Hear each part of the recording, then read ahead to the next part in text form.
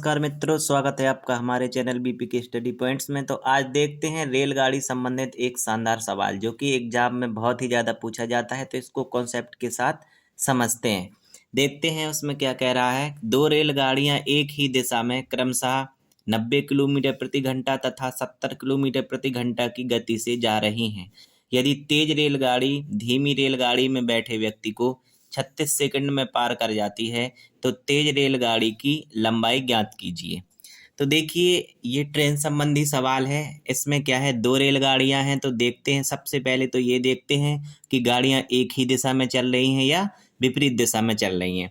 तो देखते हैं कि रेलगाड़ियां एक ही दिशा में चल रही हैं, यहाँ पे दिया गया है। तो एक ही दिशा में क्या होता है, चालें सदैव घटती हैं और विपरीत दिशा में चालें सदैव जुड़ती हैं। ठीक है। यदि दूरी संबंधी सवाल आ जाए, दोनों ट्रेनों की दूरियों में से कुछ पूछ रहा हो, तो क्या होता है कि जो दूरियां सदैव जुड़ती हैं, चाहे एक ही दिशा में हो चाहे विपरीत दिशा में हो। अब इस सवाल में क्या कह रहा है कि एक धीमी रेलगाड़ी में एक बच्चा बैठा हुआ है, तेज रेलगाड़ी उस बच्चे को पार करती है, ना कि ट्रेन को। ट्रेन से कोई मतलब नहीं है। तो इस तरह के सवालों में सदैव जो तेज रेलगाड़ी होती है उसी की लंबाई पूछ ली जाती है।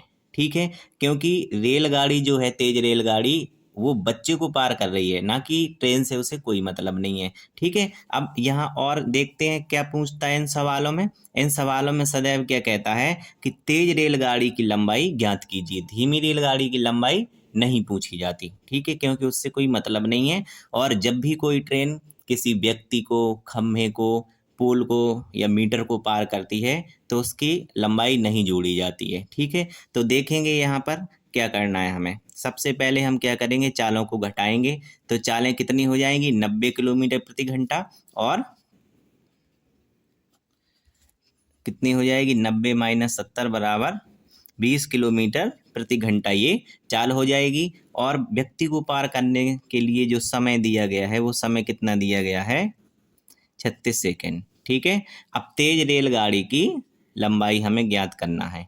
तेज रेलगाड़ी की क्या करना है, लंबाई हमें ज्ञात करना है, और सदैव यही पूछी जाएगी। अब ये कुछ बच्चे सोच रहे होंगे कि धीमी रेलगाड़ी की लंबाई पूछेगा, नहीं पूछेगा, क्योंकि तेज रेलगाड़ी पार कर रही है बच्चे को। ठीक है। तो लंबाई बराबर दूरी बराबर क्या होता है, चाल गुणे समय, जो कि चाल निकल के आई है 20 किलोमीटर प्रति घंटा। अब देखते हैं, समय सेकंड में है। यदि समय सेकंड में दिया हो तो चाल हमारी क्या होना चाहिए, मीटर पर सेकंड में होनी चाहिए। ठीक है। तो चाल को मीटर प्रति सेकंड में बदलने के लिए क्या करते हैं, 5/18 से चाल में गुणा करते हैं। ठीक है। अब ये हो गई हमारी चाल टोटल, और यहाँ पर समय कितना दिया हुआ है, 36 सेकंड, गुणा करवा देंगे। ठीक है। तो काटेंगे इसको, 18 दूनी 36। अब इसका हम गुणा करवा लेंगे तो कितना हो जाएगा, 20×25 दूनी 200। इस प्रकार से जो लंबी ट्रेन है उसकी लंबाई कितनी निकल आएगी, 200 मीटर। ठीक है। इसी तरह कॉन्सेप्ट से हमारे सवाल समझने के लिए यदि आप नए हैं तो हमारे चैनल को सब्सक्राइब जरूर करें, क्योंकि इसी तरह से हम आपको सवाल और भी सेंड करते रहेंगे। धन्यवाद।